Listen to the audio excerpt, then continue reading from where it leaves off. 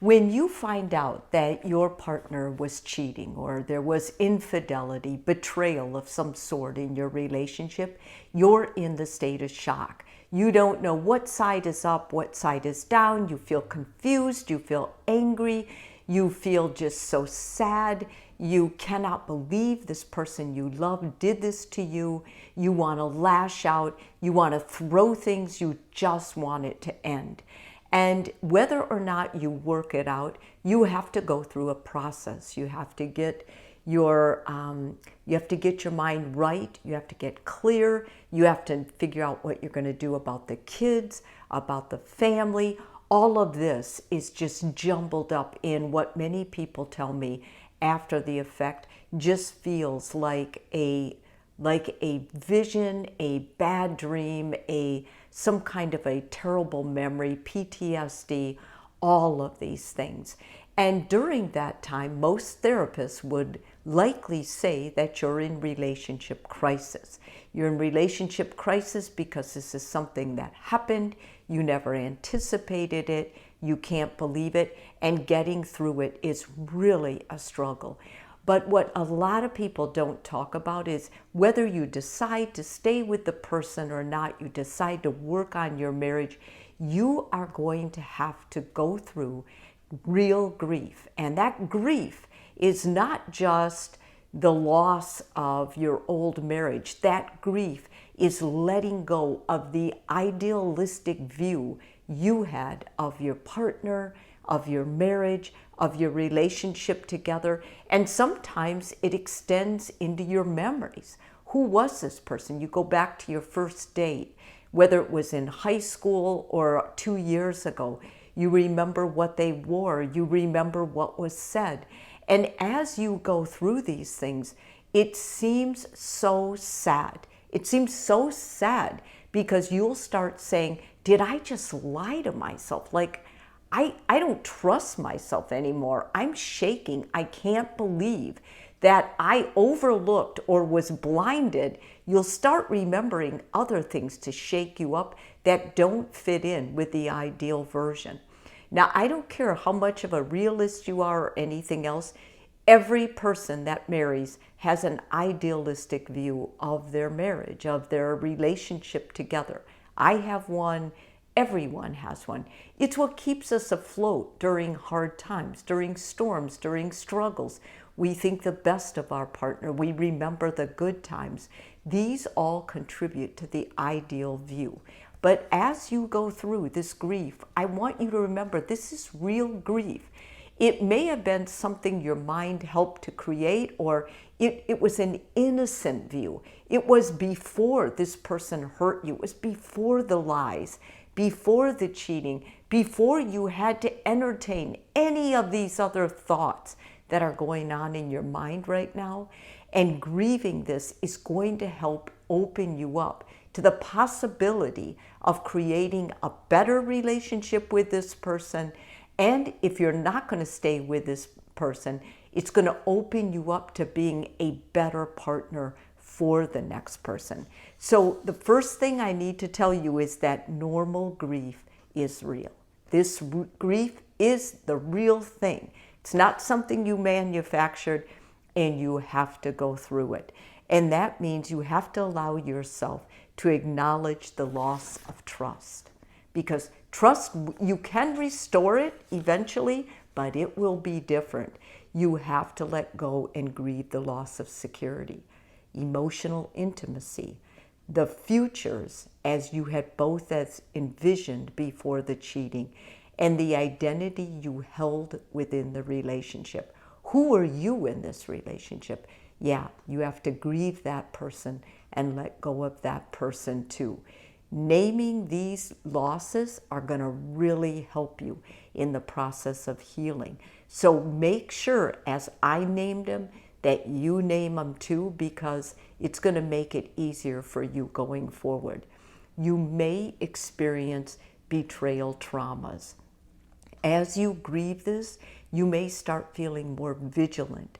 You may start feeling that this person purposely traumatized you. You may start having memories like visions. You describe the feelings, that's crazy. You'll be at the doctor's office with one of the kids and you'll get this old memory of something the two of you and your partner, before the cheating happened. And it might be a good memory, might be a really sad memory, like from a fight or a loss. Maybe one of you lost your parent and were both there for each other during the time. This too is completely normal. And you may just start crying with these memories out of nowhere. Accept that grief. Don't try to bury it. It's really important that you allow it to come out. You can journal about it. That will help you. But most of all, allowing the feelings. The past may feel like it's been rewritten. It's normal. You may find that your whole past has to be rewritten. Like you can't possibly live with it going forward with what happened. Well, there's going to be parts that in your mind you will understand differently. You'll get a different perspective, but the past is the past. And whatever memory is there, you can try to redo it. But more than likely, the parts of it that were very emotional, you won't be able to undo. There's no timeline for what you should do. There's no timeline for this grief. People have told me that when they're working with a therapist to save their marriage, that their partner who cheated will say to them something to the effect that, you should be over this. I thought we already moved past this. Don't let them shame you or make you feel less for feeling that way. Even the therapist sometimes can align with that thought. Put your foot down and say, you know what?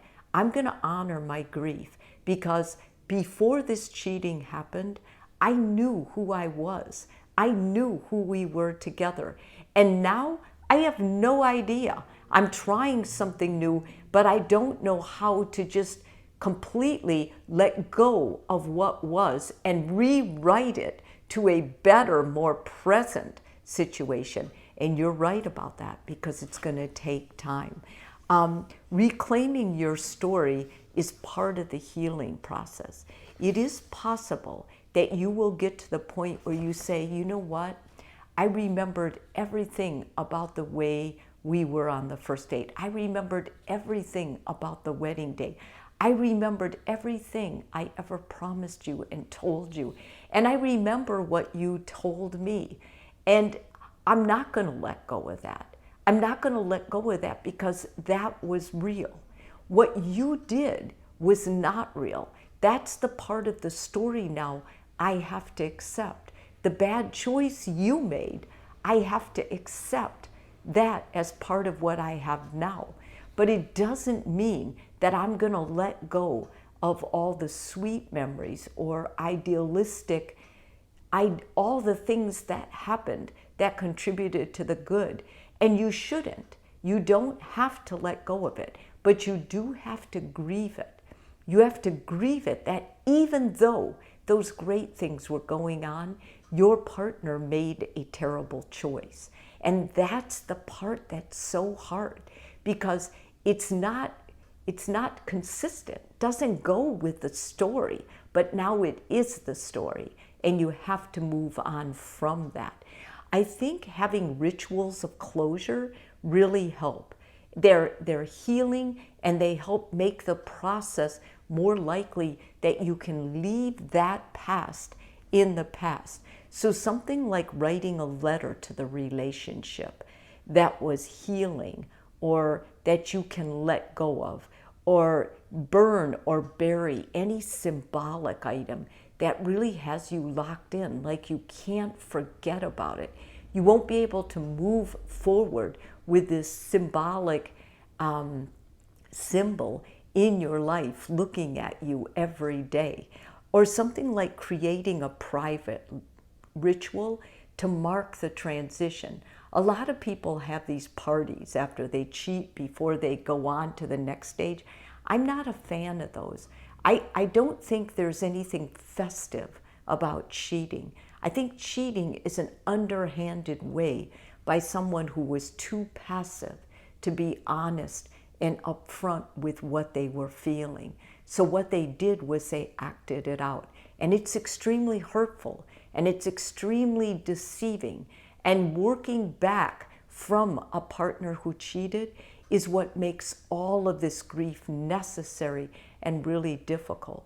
So I think a private ritual of letting go, a transition, is perhaps more powerful in helping you go on forward after cheating than it would be to have a group of friends or family there to witness that. I think overall, the most important thing with you grieving the ideal part of your marriage prior to cheating is going to be for you to be able to identify those things that made it so precious to you.